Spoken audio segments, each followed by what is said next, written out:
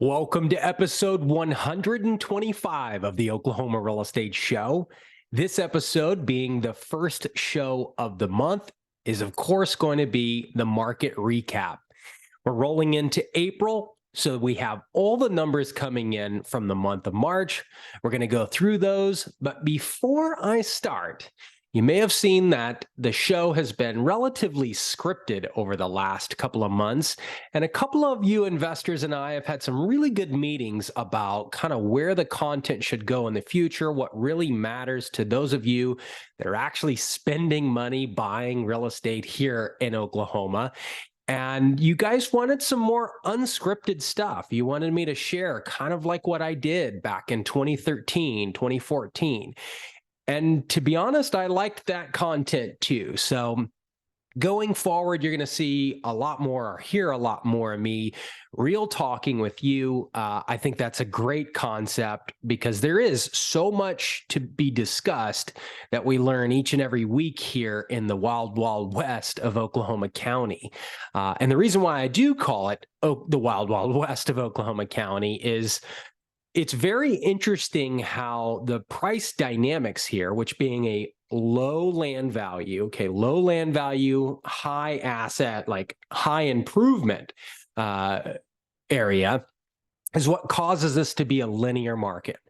And what I mean by that is compared to places like Florida, California, even coastal regions throughout the United States, where the land itself is desirable, Oklahoma doesn't really have that.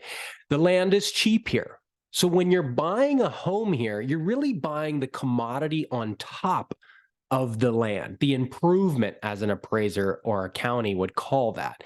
So really what we're doing when we trade assets here is we're trading commodities, the packaged commodity of a house, the lumber, the steel, the asphalt roofs, the concrete, all the components that come together to make a home. That's what we're trading. An important element that does not get talked about very much in different markets is code enforcement. Code enforcement is an interesting concept because it can allow the price value to vary widely depending on how regulated each individual market is. The more regulated it is, the more consistent pricing you typically see. Whereas the more loosely regulated it is, the more volatile the pricing can be, such as in a third world country where prices can go all over the place and building structures can vary from a shanty village up to, a five-star hotel just down the road. That's where the American market is supposed to be shining. But when we get to Oklahoma County, one of the things that I've been noticing and really researching is that there's only 9 code enforcement officers for over 640 square miles of housing. And that alone should tell you that the amount of resources available to monitor code violations is vastly insufficient. Not only that, the attitude of the city and state has always been a do what you want to do first mentality. And now that's changing with new city council and new laws, new regulation. They're getting much more legalistic in terms of future construction. And of course, any new build in Oklahoma County is going to have all kinds of permits and stuff required. They're going to be checking up on them. But the existing homes, right, that are being renovated and all that, very rarely do I walk into one of those and see anything in the home that meets code. I mean, it's a joke sometimes. Really, anything under 150,000 in Oklahoma County, I don't expect anything to meet code. Literally nothing in the home, especially in the areas of Southwest Oklahoma City, Northeast Oklahoma City. And what's very interesting to me now is those areas, those Class C and Class D areas, have now exponentially grown in pricing. These are homes that if you called me in 2013, 2014, you would be buying them for $25,000. Now, those same homes being offered on the market at 75, 80, 100,000, 120,000 with the same problems. So, with more tax coming into the county based off of the new reassessed purchase prices, they're going to have more funding to eventually put forces behind to enforce code violations, which means when you start replacing components in those homes, they will need to meet code at some point. So we want to keep in mind when we're buying these properties, and we know there's blatant code violations, okay, that at some point in the near future, could be a year from now, could be 10 years from now. I think it will probably be 10 years from now, judging by the decisions the city keeps making to turn a blind eye to the vagrant amount of code enforcement violations existing throughout the city. It's insane. My team did the numbers the other day, and if they just enforced the vacant property dereliction law, there would be 56,000 properties made available for sale, just based off of that one code violation alone. So, that being said, where do we go from there? Well, let me share my screen here and let me show you what the current month has resulted in as we now enter back to post-pandemic relatively normal housing market. On the screen here, for those watching on the YouTube, and I'm going to describe this in detail if you're listening on the audio podcast on a train or driving or doing something other. Oklahoma City, let's look at our median sales price. I want to start there. Let's start with Edmond. Edmond coming out wildly higher from 372.5 as their median sales price last month out of February. And then coming out of March, well, last month was March. This is April now, but we're 30 days behind because of real estate transactions. Take 30 days to close. They came out at 381. Okay. And for the year over year, that's up 13.8% in Edmond. Outstanding, considering Edmond typically has been the most linear progressive market at only 3.5% annual appreciation, and now we're going up 13.8. But I want to make a comment on that. You need to realize when we're looking at these numbers, now if I pan out all the way to the max, you can see really Edmond has been consistent linear growth. We're getting a little volatile, not too crazy, little volatile, but I am a firm believer that this is a direct result as part of the new construction glut. Let me show you what I mean by that. Oklahoma County, which includes a vast majority of, and really this is the Oklahoma MSA, which includes Edmond, Newcastle, Norman. I mean, it's a large area. In March of 2022, there was 848 new builds. Now, in February, coming out of February, there was 359 new builds started. That is a huge decline.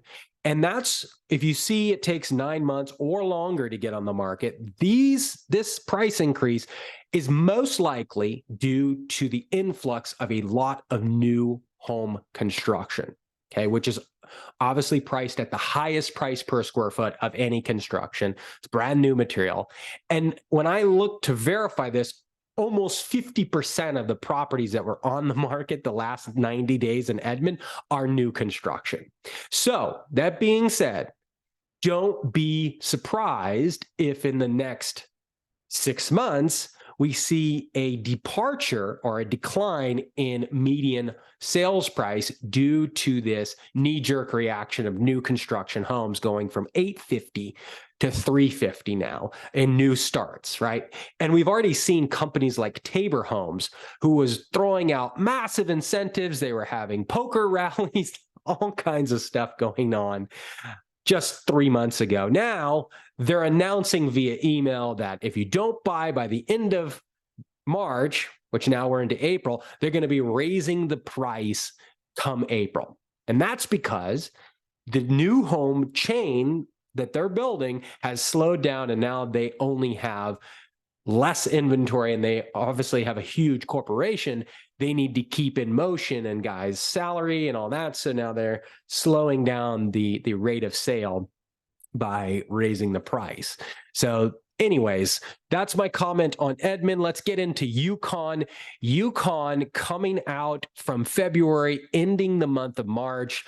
February was what? 252 median sales price. Again, half the properties selling for above 252, half of them selling below, but it's much more accurate than the average. 252, closing out March at 280. That making for the year a 6.3% increase year over year for Yukon.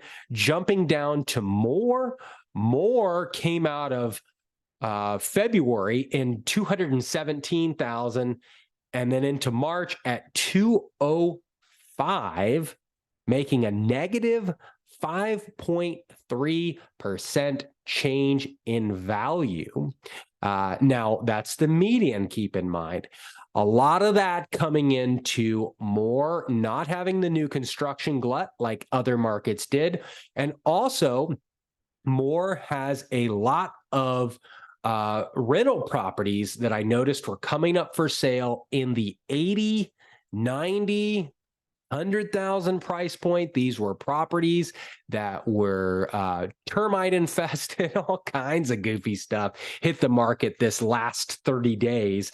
We toured some of those with our investors. Those were still bid up crazy amounts. I mean, 21, 30 offers on these $80,000 homes. So those definitely affecting that median price. And we'll look down deeper as we go in the next month to make sure that's not a trend, but I can almost guarantee you it's not a trend in more. It's just more has had a lot of properties that are lower priced coming on the market that are perfect for rental properties. If you can get past that the tornado existed in 1995 down there, and there hasn't been a significant tornado since.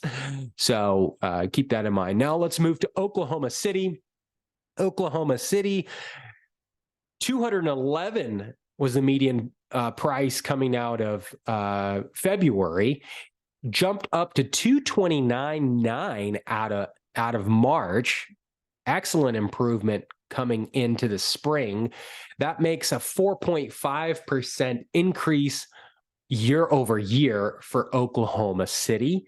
Remember the large difference between Oklahoma City and Edmond being the amount of code enforcement that is required. Edmond being much more strict, Edmond also having excellent rated schools. Their schools are near a 10 on the great schools rating, whereas Oklahoma City is more like 1, 2, and 3 out of 10. Now, that being said, my children are actually in Oklahoma City schools, and their teacher's wonderful. Their class is wonderful. It really just depends class by class. But as a county overhaul over the city district, you can bet that Edmond schools are going to be much better. Just if you just roll the dice and throw your children in a school, Edmond's going to be much better school. So you got the school and then new construction, right?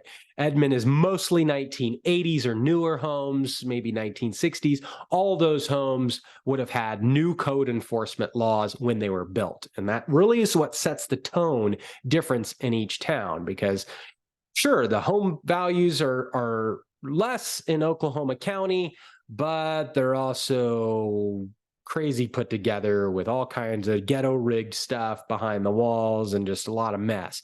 Now, that being said, before you say, well, I don't want to buy any of that stuff because no one will want to rent it. Well, that's not true.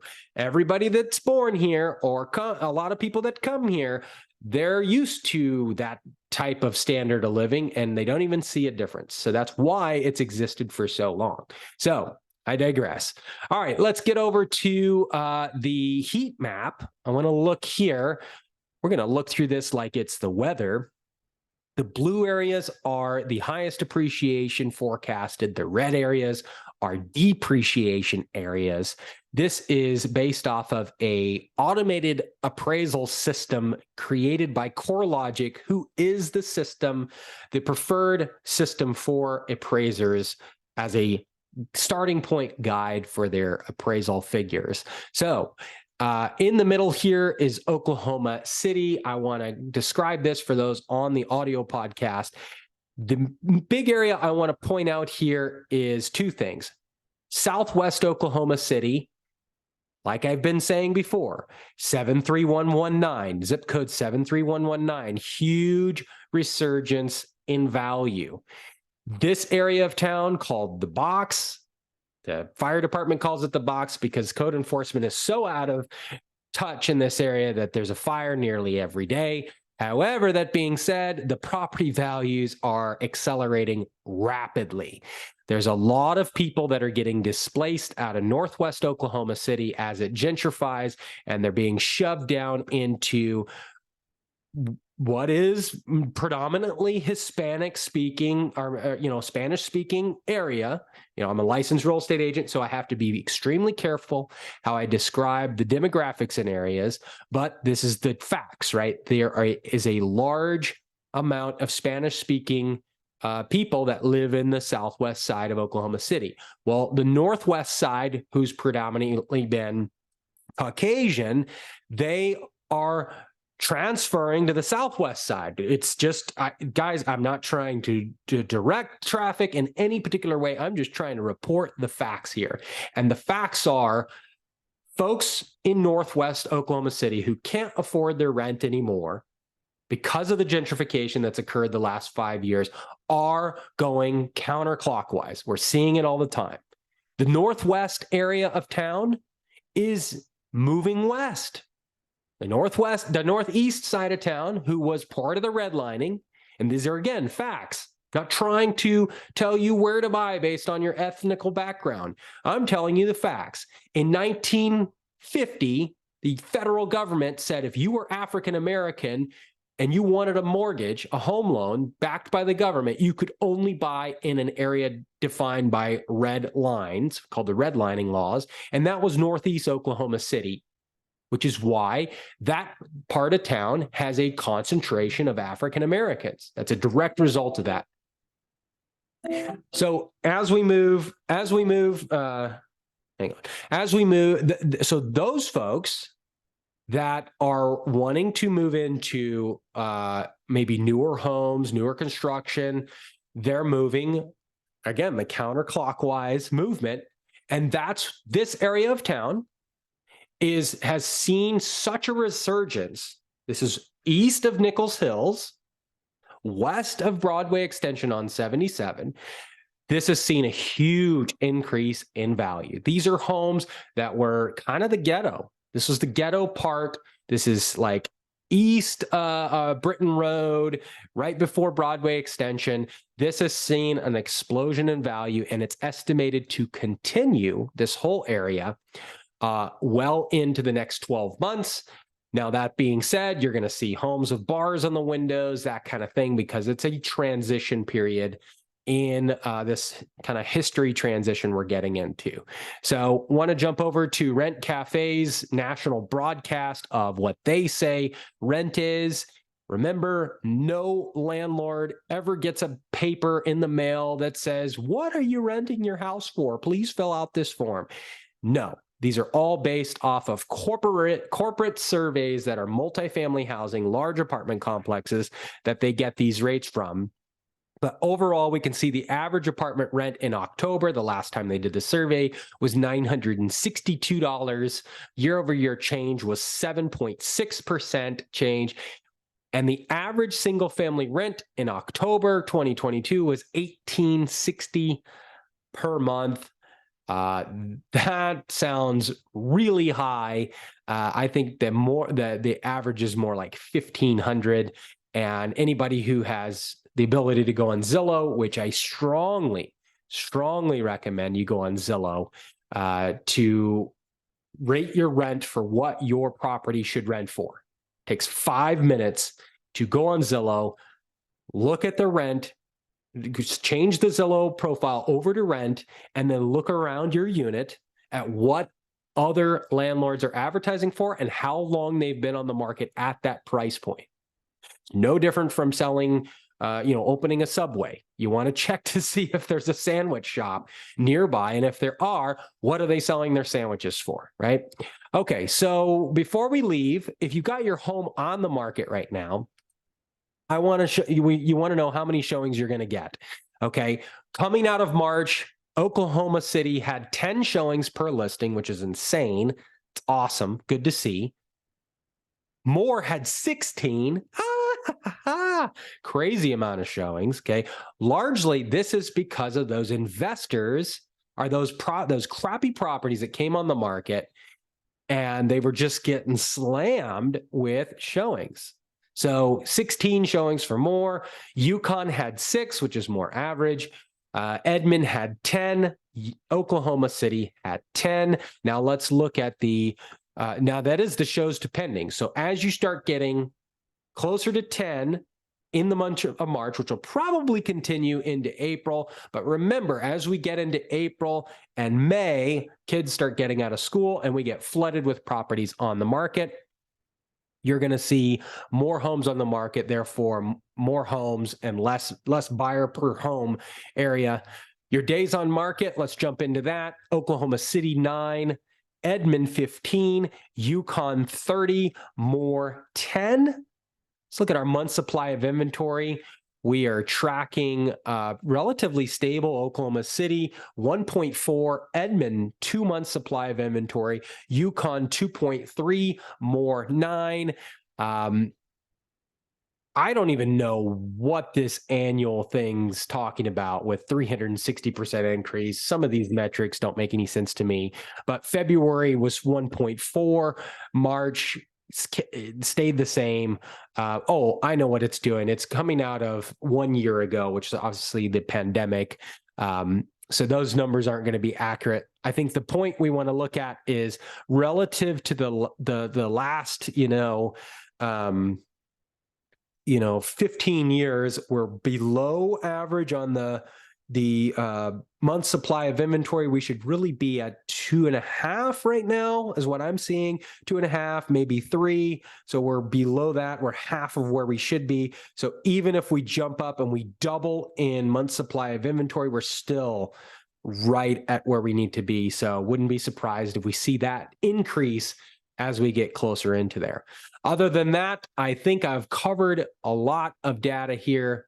I hope you enjoy this Real Talk episode. I hope you found it helpful. If you did, leave me a comment. If you want to find more properties and talk with a realtor that's going to shoot you absolutely straight, which is what you need in today, you can lie to yourself all you want. The realtor can lie to you.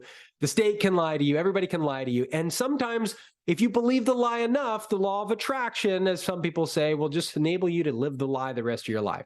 Great. Awesome. That may work. It also may not. Okay. So if you want their facts, you want to get real, our company is the one that's getting real. We're the Oklahoma Real Estate Show.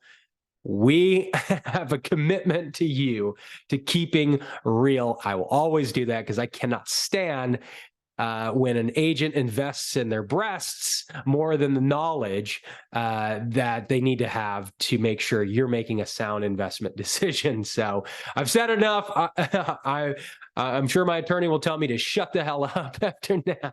So email me at Landon, Landon, at okcreal.com to continue the discussion about your portfolio. Nobody stops the spin like I do. You guys have a good rest of your day, and thanks for listening to the show.